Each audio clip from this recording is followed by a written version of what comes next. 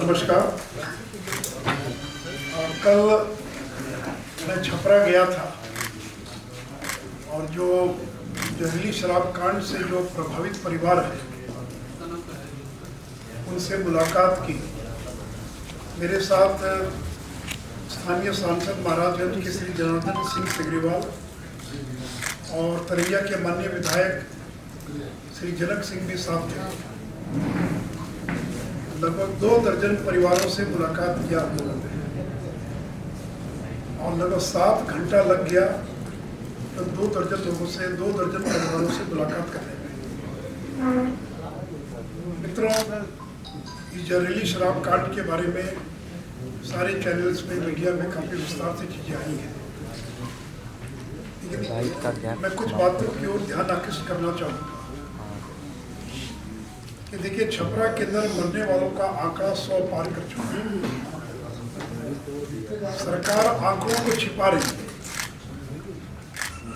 बड़ी संख्या में लोग थे जिन लोगों ने पुलिस के डर से, प्रशासन के डर से बिना पोस्टमार्टम करे ले जाकर शव को जला दिया। पुलिस वाले घर घर घूम रहे थे कि अगर शिकायत करोगे, पोस्टमार्टम की बात करोगे तो जेल चले जाओगे। तो लोग इतने डरे हुए थे, एक भय का माहौल, एक आतंक का माहौल पैदा कर दिया पूरे इलाके में। और इसलिए जो सरकार मरने वाले आंकड़ों को जो छिपाती है, उसका एक बड़ा कारण ये कि बड़ी संख्या में लोगों ने बिना पोस्टमार्टम कराए अपने शव को दूसरी जगह जाकर जला दिया। अधिकांश लोग पहले मसरत प्राइमरी हेल्थ सेंटर पर गए। वहाँ कोई ना डॉक्टर, ना नर्स, ना स्ट्रेचर, ना एम्बुलेंस, कोई इंतजाम नहीं था। और डॉक्टर ने कहा कि आप सीधे जाइए छपरा।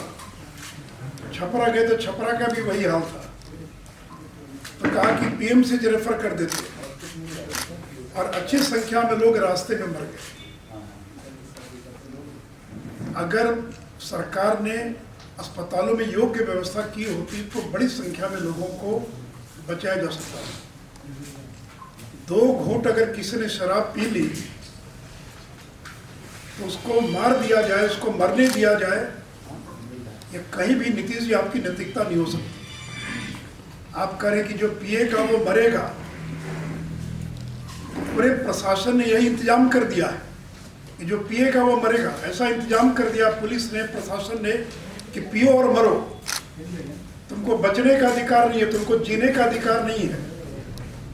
तो क्या 2 घूंट अगर पी लिया किसी गरीब ने, जो कानूनी गलत है, तो क्या उसको मरने दिया जाए? परिवार के लोग अपने आंखों के सामने लोगों को मरने दे रहे हैं, जो कि डर है कि पुलिस पकड़ कर ले जाए। तो इसलिए जो नीतीश जी कहते हैं जो पिएगा वो मरेगा, से मैंने कहा कि प्रशासन ने ये इंतजाम कर दिया कि पियो और मरो। कहीं भी कानून में मरने का प्रावधान नहीं है। कानून में यही प्रावधान है कि आप पिएंगे तो आपको इतना फाइन होगा, इतनी जेल होगी, फलाना होगा। लेकिन ये नहीं है कि जो पिएगा वो मरेगा। ये कहीं लिख दीजिए कानून के अंदर, जो पिएगा वो मरेगा। आपने कानून में क्यों नहीं लिखा? एक बड़ा से बड़ा अपराधी भी अगर घायल हो गया तो अस्पताल में उसका उपचार और इलाज होता है। लेकिन यहाँ इतने निर्दयी, इतने संवेदनहीन हो गए मुख्यमंत्री कि लोगों को मरने दे रहे हैं, लोगों को जीने का अधिकार नहीं है, लोगों को मरने दिया जाए, और बड़े अहंकार के साथ कहते हैं जो पिएगा वो मरेगा। इसलिए मित्रों, ये कुल मिलाकर जो स्थिति बनी है, और ये भी लोगों ने बताया कि जो जहरीली शराब थी वो थाने से उसकी आपूर्ति की गई। जो थाने में जब्त हुई शराब रखी हुई थी ड्रम में, बाकी में, उसमें से शराब गायब हो गई, स्पिरिट गायब हो गई। और थाने वालों ने, पुलिस प्रशासन ने उस स्पिरिट की आपूर्ति कर दिया। जो बनाने वाले लोग थे, जो लोकल बनाने वाले लोग थे। इसलिए जो जहरीली शराब से लोग मरे, इसके लिए अगर कोई जिम्मेवार है तो शासन और प्रशासन जिम्मेवार है, क्योंकि आपने जहरीली शराब परोसने का काम आपके महकमे ने किया, सरकार के लोगों ने किया। और मरने वाले जितने भी हैं, दलित, महादलित, अति पिछड़ा, आदिवासी तो इस इलाके में नहीं है, लेकिन 90% जो मरने वाले हैं वो वो समाज के इन्हीं गरीब तबके के लोग हैं जिनको मरने दिया गया है। और देखिए सरकार आंकड़ों को कैसे छिपाती है। नेशनल क्राइम रिकॉर्ड ब्यूरो है भारत सरकार का, जिसमें हर अपराध का आंकड़ा राज्य सरकार भेजती है, क्योंकि भारत सरकार कोई आंकड़ा इकट्ठा नहीं करती है, राज्य सरकार आंकड़ा भेजती है। नेशनल क्राइम रिकॉर्ड ब्यूरो के अनुसार 6 साल में बिहार में केवल 23 मौत हुई है, 23। कोई इसको विश्वास करेगा, कोई भरोसा करेगा इस बात पर कि केवल 23 मौत हुई है। जो गोपालगंज में पहला कांड हुआ खजूरबन्नी में, जिसमें 19 लोग मरे और 14 लोगों को सरकार ने मुआवजा दिया, उस साल आंकड़ा सरकार दिखा रही है केवल 6 लोगों के मरने का पूरे बिहार के। तो सरकार आंकड़ों को किस तरह से दबा रही है, ये उसका एक उदाहरण है कि सरकार आंकड़े भेज दिए और कहती है देखिए हमारे तो बहुत कम लोगों की मौत हुई। अब अखबार लिख रहा है बिहार के छपरा में 70, 80, 90, 100 कुछ भी लिख रहे हैं, लेकिन सरकार के आंकड़े में लिस्ट पे वो अज्ञात बीमारी से मौत है, वो तो उसी को मौत मानेंगे जहरीली शराब से, जिसका पोस्टमार्टम हुआ नंबर 1, पोस्टमार्टम के बाद जिसका विसीरा जांच के लिए गया फॉरेंसिक लैब में, 2 महीने बाद उसकी रिपोर्ट आई। उस रिपोर्ट में अगर जहर पाया गया तब जाकर वो जो है माना जाएगा कि वो जहरीली शराब से मौत हुई। तो 6 साल में सरकार कह रही है कि केवल 23 मौत हुई है बिहार के अंदर, और मुख्यमंत्री कह रहे हैं कि किसी भी कीमत पर मैं मुआवजा नहीं दूंगा। मेरे पास एक अखबार की कटिंग है अगस्त 2018 की, रोहित कुमार सिंह, उन्हीं की स्टोरी है, जिसे मुख्यमंत्री कह रहे हैं says compensation to be given when liquor proved cause of death. मुआवजा दिया जाएगा अगर ये प्रमाणित हो गया कि मौत का कारण जहरीली शराब। ये खजूरबन्नी की घटना के बाद है। और आगे मुख्यमंत्री कहते हैं he said if the deaths are due to हुच यानी जहरीली शराब, compensation of rupees 4 lakh each would be given to the family members of the victims। ये मुख्यमंत्री का बयान है जो सारे अखबारों में छपा। और इतना ही नहीं, तो बिहार उत्पाद अधिनियम 2016, बिहार उत्पाद अधिनियम 2016 है, उसकी धारा 42 कहती है कि मृत्यु होने पर डीएम को यह पावर है कि 4 लाख रुपया मुआवजा दिया जा सकता है। ये Bihar excise and prohibition act 2016, मैं उसके अंश को पढ़ना चाहूँगा। मैंने उसकी कॉपी आपको लगा दिया, उसके अंदर आपके एनेक्शन में दिखेगी पेज नंबर 4 जो है, उसके अंदर वो दिया हुआ है, उसकी कॉपी मैंने लगा दिया है, 2 मिनट पढ़ता हूँ। कॉम्पनसेशन भुगतान करने हेतु कलेक्टर द्वारा आदेश, दंड प्रक्रिया संहिता 1973 में इस अधिनियम के अधीन डीएम को अधिकार है कि आदेश पारित करते समय यदि उसे लगता है कि किसी स्थान पर बेचे गए शराब के सेवन के कारण किसी व्यक्ति की मृत्यु हुई या बीमार हुआ, तो वह निर्माता विक्रेता चाहे वह किसी अपराध में दोष सिद्ध हुआ हो या नहीं, कॉम्पनसेशन के रूप में प्रत्येक मृतक के प्रतिनिधि को कम से कम 4 लाख रुपया, गंभीर रूप से क्षतिग्रस्त व्यक्ति को 2 लाख रुपया, जब किसी अन्य चोट खाने वाले व्यक्ति को 20,000 रुपया भुगतान करने का आदेश देगा। जिले का कलेक्टर लोक मांग वसूली अधिनियम के तहत लोक मांग के अनुरूप उक्त कॉम्पनसेशन विक्रेता निर्माता से वसूल कर सकेगा। मतलब क्या हुआ कि जो विक्रेता है, जो मैन्युफैक्चरर है, जो सेलर है, उससे पैसा वसूला जाएगा और उससे पैसा वसूल कर मरने वाले या बीमार लोगों को पैसा 4-4 लाख 2-2 लाख रुपया दिया जाएगा। तो सरकार ने गोपालगंज में क्या किया कि पहले 4-4 लाख रुपया दे दिया, क्योंकि वसूलने में समय लगेगा, बाद में उसको वसूल लेंगे, और 4-4 लाख रुपया लोगों को दे दिया। तो अगर खजूरबन्नी में 4 लाख रुपया दिया गया आज जहरीली शराब कांड सारण में क्यों नहीं दिया जाएगा? और इतने गरीब लोग हैं नीतीश जी, आपकी संवेदना मर गई है क्या? एक बार जाकर देखिए, जो पत्रकार गए, कितने गरीब लोग हैं, किस प्रकार के लोग हैं जिनको कुछ पता नहीं है, मौत के अलावा कुछ नहीं जानते हैं कि उनके बच्चों को जीने का अधिकार है, वो भीख मांगेंगे। मामूली बात पर सरकार 1-2 लाख रुपया दे देती है। कोई अगर रॉन्ग साइड चल रहा सड़क पर और दुर्घटना में मौत हो जाए तो उसको भी 4 लाख रुपया मिल जाता है। और तो सरकार नहीं ना करती है कि चूंकि आप रॉन्ग साइड चल रहे थे इसलिए आपको मुआवजा नहीं मिले। बस पे छत पर चढ़कर चलने का प्रावधान नहीं है, बस के भीतर बैठ के जाना है, और बस उलट गई, लोग मर गए जो ऊपर छत पर बैठे हुए थे।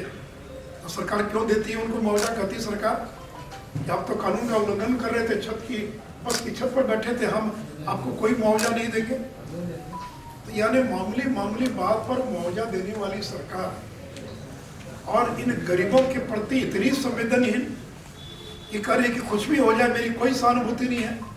अरे मर गया कोई आदमी, गरीब आदमी मर गया, कोई सहानुभूति तो होनी चाहिए, संवेदना तो होनी चाहिए। ठीक है, आप कह सकते गलत काम किया, लेकिन फिर भी मृत्यु हो गई, मौत हो गई, तो मैं शोक व्यक्त करता हूँ, मैं संवेदना व्यक्त करता हूँ। लेकिन इतनी हृदयहीनता, इतनी संवेदनहीनता कि मुख्यमंत्री कहे कि मेरी कोई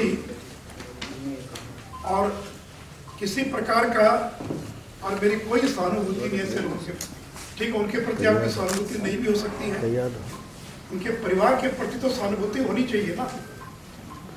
क्या ये सरकार दलित विरोधी है, अति पिछड़ा विरोधी है? ये सरकार जो आदिवासी उसके विरोधी है? तो कल तो आप ये भी कर सकते हैं उसकी विधवा को विधवा पेंशन भी नहीं मिलेगा क्योंकि उसका परिवार गरीब पीकर मर गया, सरकार की किसी योजना का लाभ नहीं मिलेगा। और ये आपका कानून कहता है, जिस कानून की फोटो मैंने आपके सामने दे दिया, उसकी अंग्रेजी की भी कॉपी है, जो अंग्रेजी लेना चाहेंगे उनको अंग्रेजी कॉपी दे दूंगा।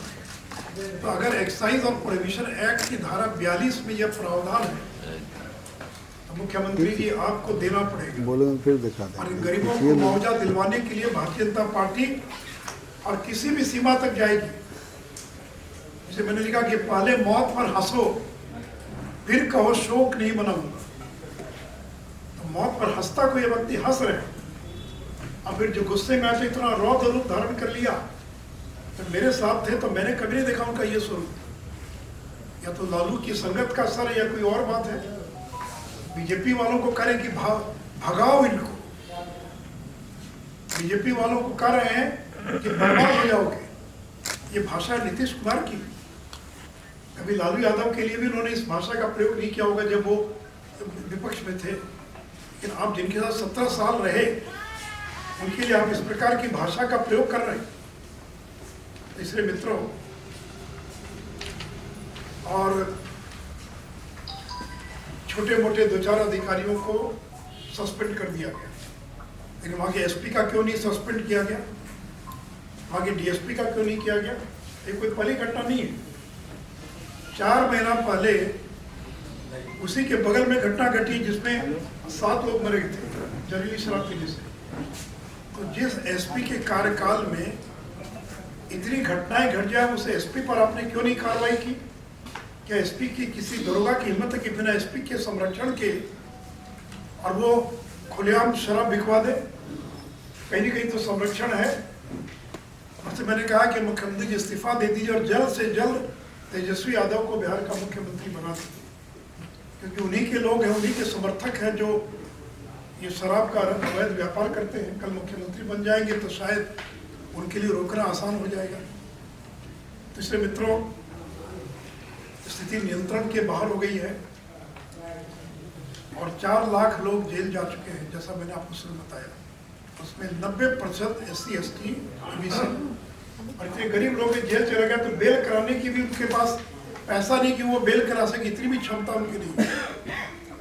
तो 2 घूंट शराब पीने की इतनी बड़ी सजा, मौत उसकी सजा नहीं हो सकती। ये सजा आप दे रहे, मौत उन गरीबों को सजा दे रहे। दूसरे मित्रों, हमारी पार्टी के लोगों ने विधानसभा में, विधान परिषद में और बहुत मजबूती के साथ इस मुद्दे को उठाया है। आगे भी हम उठाएंगे। कल भी पूरे बिहार के अंदर बंद का बाकी का कार्यक्रम आयोजित किया गया था।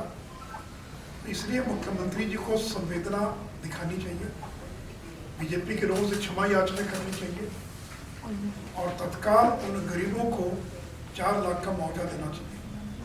और मैंने कल ये भी कहा था कि मांझी जी की चुप क्यों हो गए भाई? 10 दिन पहले तक मांझी जी बयान दे रहे थे कि 1 पौवा गरीब पी लिया तो कौन सा गुनाह कर लिया। आज मांझी जी चुप है, सीपीआई सीपीएम के लोग चुप हैं, माले के लोग चुप हैं। मैं सभी राजनीतिक दलों से अपील करूंगा जिनमें थोड़ी भी संवेदना बची है और जो लोग सहयोगी दल हैं महागठबंधन के अंदर, जो भी नीतीश कुमार पर दबाव बनाए, ठीक है आपको श्रेय मिल जाए, हमको कोई दिक्कत नहीं, आपको श्रेय मिल जाए, लेकिन उस गरीब को मदद मिलनी चाहिए। मैं तो मांझी जी को कहूँगे वहाँ जाकर आइए, आप तो दलितों के नेता बिहार के, आप क्यों नहीं गए? चिराग पासवान गए, पारस जी गए, आपको भी जाना चाहिए था। क्या जो मरे वो दलित नहीं है? आप नहीं गए, वहाँ पर रोज बयान देते थे शराबबंदी हटाने के पक्ष में। हम तो शराबबंदी हटाने के पक्ष में नहीं है, हम शराबबंदी के पक्ष में। अरे बात और पत्रकारों को बता रहे, ये शराबबंदी का जब निर्णय हुआ उस समय भारतीय जनता पार्टी विपक्ष में थी, हम सरकार में नहीं थे, तो भूल जाते थे, बहुत सारे लोगों को याद नहीं रहता क्या हुआ। और नीतीश जी ने पहले एसके मेमोरियल हॉल के बाद घोषणा कर दिया, बिना पूछे घोषणा किया, अब फिर आए समर्थन मांगने, फिर भी हम लोगों ने साथ दिया, हम तो विपक्ष में थे। तो ऐसा नहीं कि कोई नीतीश जी ने बैठक बुलाई हो, क्या करना चाहिए बताइए, सब लोग सुझाव दीजिए, आपने घोषणा पहले कर दिया, तो लागू करना आपकी जिम्मेवारी है, आप सहयोग करेंगे। हम तो ह्यूमन चेन में भी थे आपके साथ, जबकि विपक्ष में थे तो भी ह्यूमन चेन में थे, हमारी पार्टी ने समर्थन किया, मैं विधान परिषद में था, मैं नेता प्रतिपक्ष था, हम लोगों ने साथ दिया आपका। तो इसको सफल करना ये आपकी जिम्मेवारी है। और बार बार हम ये मत कहिए कि बीजेपी के लोग विरोध कर, हम विरोध नहीं कर रहे, हम शराबबंदी के पक्ष में, लेकिन ये निर्णय आपका निर्णय है, ये आपका व्यक्तिगत निर्णय है, जिस निर्णय में बाद में सभी लोगों ने इस निर्णय में आपका साथ दिया, क्योंकि एक अच्छा काम था। इसलिए आपने अगर हिम्मत दिखाई तो इसको लागू करें, लेकिन नीतीश जी पूरी तरह से फेल कर गए हैं। और बिहार में ये, अब कल मैंने पहली बार, चूँकि मैं सुनता था, लेकिन कल मैं जो गांव में गया तो गांव में भी होम डिलीवरी हो रही है, ये मैंने पहली बार अपनी आंखों से देखा। जो मृतक परिवार था वो कह रहा, हमने कैसे वो शराब पहुँच गया जी? तो बोला कि जो बेचने वाला है वो मोबाइल से, जब शराब की खेप आ जाती है तो मोबाइल से वो मैसेज देता है कि शराब आ गई, आप आग ले जा सकते हैं, और फिर अगर आप मैसेज देंगे तो आपके घर भी पहुंचा देगा। तो गांव में होम डिलीवरी हो रही है, शहर की बात तो छोड़ दीजिए, और बड़े लोग नहीं, एक भी मरने वाला बड़ा आदमी नहीं है, कुछ हो गया 1-2 लोग, सब मरने वाले गरीब लोग। इसलिए मित्रों मैंने बहुत विस्तार से सारी बातों सर एक सवाल है सर, मानवाधिकार की टीम आ रही है, अब आपको महागठबंधन ने, पहले परिचय दीजिए अपना, फिर। मेरा नाम रूपेंद्र श्रीवास्तव हुआ, जी न्यूज़ से हैं, ठीक है। तो आप सर, मानवाधिकार की टीम आ रही है, कांग्रेस ने बोला है, आरजेडी ने और जेडीयू ने, कि मानवाधिकार की टीम को वापस देना चाहिए, सीबीआई ईडी के तरह जो है मानवाधिकार की टीम का केंद्र सरकार दुरुपयोग कर रही है। मुझे नहीं मालूम है, कोई ह्यूमन राइट्स कमीशन, ये तो स्वायत्त शासित संस्था है, कहाँ जाना नहीं जाना वो तय करती है। मुझे उसके बारे में मैंने अखबार में ही देखा कि वो टीम आ रही है, उसके प्रतिनिधि आ रहे हैं। ये तो ह्यूमन राइट्स कमीशन कोर्ट में जाए और कोर्ट में जाकर कहे कि साहब गलत है, ह्यूमन राइट्स कमीशन को नहीं आना चाहिए, अरे लोग मर गए, 100 लोग मर गए, गरीब लोग मर गए, तो ह्यूमन राइट्स कमीशन आकर गलत कर रहा है क्या? इसलिए क्या है नहीं है, वो तो अगर गलत करा तो जाए कोर्ट में जाकर बात। ठीक है सर, उपेंद्र कुशवाहा कह रहे हैं। सर मेरा एक सवाल है कि अभी आपने किसी ने कहा कि बीजेपी किसी हद तक जाएगी मुआवजा दिलाने के लिए, तो क्या कोर्ट में जाने की यदि आवश्यकता होगी तो कोर्ट में भी जाएगी, क्योंकि उनका एक्ट कह रहा है देने का। भाई ठीक है कि एक्ट ये कह रहा है कि वसूल कर देंगे, क्योंकि साधारणतः वसूल कर देने में यही होता है कि वसूली में समय लगता है। तो पहले सरकार, जैसे खजूरबंदी में पहले दे दिया ना सरकार ने, बाद में 88 लाख रुपया का नोटिस दिया विक्रेताओं को, विक्रेता चले गए कोर्ट में, जो भी तकनीकी कारण होगा कोर्ट से वो रुक गया कि आप वसूल नहीं सकते, जो भी हुआ। तो इसलिए मुआवजा, तो मैं क्या, कानून में अगर नहीं भी लिखा तो भी गरीब आदमी मर गया, और मेरा तो एक ही सवाल है कि मरने वाले इतने गरीब लोग, उनका तो दोष नहीं ना है। कोई घर के कंट्रोल में क्या, जो मर्द पिता है थोड़ी चीज़ें पी लेता, बाकी कंट्रोल कोई कंट्रोल में है कि पत्नी के कहने पर वो मान जाएगा, वही कमा कर लाता, पत्नी को हिम्मत नहीं बोली को। और मैंने पूछा, मैंने एक एक परिवार से पूछा कि आपने मना क्यों नहीं किया, तो कहा बाबू कब पी कर आता तो मालूम पड़ता है, और हमारी बात कोई मानता हमारी बात, यानी बेचारे गरीब उस औरत की बात उसका मर्द मानेगा क्या कि तुम मत पियो या बाकी करो। सर शराबबंदी के सर अवनीश सर कल आप गए थे वहाँ, कई लोगों से आपकी बात भी हुई है, क्या लगता है कौन लोग हैं इन्वॉल्व है इसमें, रिलीज शराब बनाने का काम करते हैं? सब लोग का सब देखिए, जितना भी बाजार है, जितना भी पान का गुमटी है, इस प्रकार के और बाजार और गुमटी ये मेन केंद्र है जो लगा। बाकी कोई थोड़ी मेरे सामने आया बेचने वाला की जो है उसे तो कोई बताता भी नहीं कौन बेचने वाला है, लेकिन बेचने वाले लोकली होंगे ना, कोई यूपी से तो नहीं आए होंगे बेचने। और जो शराब है, और ये क्या बता दें पत्रकारों को जानकारी भी होगी कि जहरीली शराब का मतलब ये नहीं होता है कि उसमें जहर मिला दिया, ऐसा नहीं होता। शराब जो लोकल शराब बनती है, शराब बनाने का जैसे अगर आप बना रहे हैं, मान लीजिए कोई खाने की चीज़ उसमें नमक 1 किलो डाल दीजिए तो जहर हो जाएगा। तो बनाते समय जो प्रक्रिया होनी चाहिए, चूँकि उनके पास कोई उस प्रकार का यांत्रिक साधन नहीं है, उसमें ज़्यादा बॉयल कर दिया, स्टीम ज़्यादा निकल गई, कोई चीज़ की मात्रा ज़्यादा हो गई तो वो शराब जो है जहरीली हो जाती है। सर बीजेपी का कैसे दबाव और पीते समय ये पता नहीं चलता कि वो जहरीली है। अगर मालूम पड़े तो आदमी थोड़ा सा चखने के बाद छोड़ दे उसको, लेकिन वो पता नहीं चलता। उसका असर तो 1 दिन के बाद, 6 घंटे के बाद, 8 घंटे के बाद जब आग की रोशनी कम होने लगती है। मैं भी कल तक यही सुना था कि जहरीली शराब का मतलब गलती से कोई चीज़ डाल दिया या तो जहरीली शराब का मतलब वही शराब है, लेकिन उसमें कोई एक चीज़ की मात्रा ज़्यादा हो, और ज़्यादा मात्रा होने के कारण वो शराब जहरीली हो गई और उसको जो पिएगा वो आँख की रोशनी चली जाएगी। और जिन लोगों की आंखों की रोशनी गई या कम हो रही थी, उनको तत्काल अगर इलाज की व्यवस्था होती तो शायद बचाया जा सकता। अरे बात और बता दें, पटना हाईकोर्ट ने एक आदेश पारित किया और जिसमें कहा कि जो जहरीली शराब से प्रभावित जो लोग हैं उनके उपचार के लिए स्टैंडर्ड ऑपरेटिंग प्रोसीजर बनना चाहिए, SOP करके। किसी भी इलाज के लिए क्या तरीका होगा, इलाज की क्या प्रक्रिया होगी। कोई कोविड का पेशेंट गया तो एक WHO या भारत सरकार या बिहार सरकार का स्वास्थ्य विभाग एक उसका गाइडलाइन तैयार करता है कि कोई मरीज अगर आ गया तो उसकी क्या प्रक्रिया होगी उसके इलाज करने की। अब डॉक्टर को पता ही नहीं है, बोले तो डॉक्टर को पता ही नहीं है क्या SOP है, कैसे इलाज करना। एक रोज तो इस तरह का कोई मरीज आता नहीं है कि वो इलाज कर सके। ये हाईकोर्ट का आदेश था कि SOP का निर्धारण किया। सर आप मुआवजे की बात कर रहे हैं, उपेंद्र कुशवाहा कह रहे हैं कि घर में कोई बम बनाएगा फट जाएगा तो उनको भी मुआवजा देंगे क्या? उपेंद्र कुशवाहा जाकर देख कर रहे हैं, ये बम नहीं बना रहे थे। और जो लोग थे जो मर गए, इतने गरीब लोग, अगर गरीबों के प्रति संवेदना है तब तो दीजिए मुआवजा। और अगर आप दलित और अति पिछड़ा विरोधी हो गए हैं तो मत दीजिए मुआवजा। सर दबाव कैसे बना पाएंगे आप लोग? इतना प्रदर्शन हो गया आप लोगों की तरफ से, प्रदर्शन कर दिया आप लोगों ने, विरोध जता दिया, लेकिन मुख्यमंत्री अभी भी अड़े हुए हैं कि मुआवजा नहीं देंगे। कैसे देंगे मुआवजा? अरे भाई, राजनीति के अंदर अड़ता जो आदमी है ना, इसी मुख्यमंत्री को कितनी बार पलटते हुए देखा कि नहीं देखा आपने? कल मैंने कहा कि जो पलटी मारेगा क्या वो राज करेगा? पलटी मारने वाला राज करेगा? तो पलटने में मुख्यमंत्री को कितना समय लगता है? आज शराबबंदी के पक्ष में, कल विरोध में हो जाएंगे। आज राजद के साथ है, कल बीजेपी के साथ चले गए, फिर वापस आ गए, फिर कहीं चले गए। तो कम से कम अब जो किसी देश की राजनीति में किसी एक व्यक्ति का ट्रैक रिकॉर्ड आया राम गया राम का सर्वाधिक है तो वो मुख्यमंत्री नीतीश कुमार का। सर आपने भी जारी किया सर, इसमें पेज नंबर 2 में आपने लिखा है कि 30,000 करोड़ से ज्यादा राजस्व का नुकसान हुआ। ये सवाल ये है, तो ये राजस्व का जो घाटा हो रहा है, तो क्या आप लोग चाहते हैं कि कुछ कंडीशनल छूट मिले ताकि राजस्व का घाटा ना हो? मैंने जो बात की किया कि एक्साइज डिपार्टमेंट एक बहुत बड़ा माध्यम है रेवेन्यू कर संग्रह का।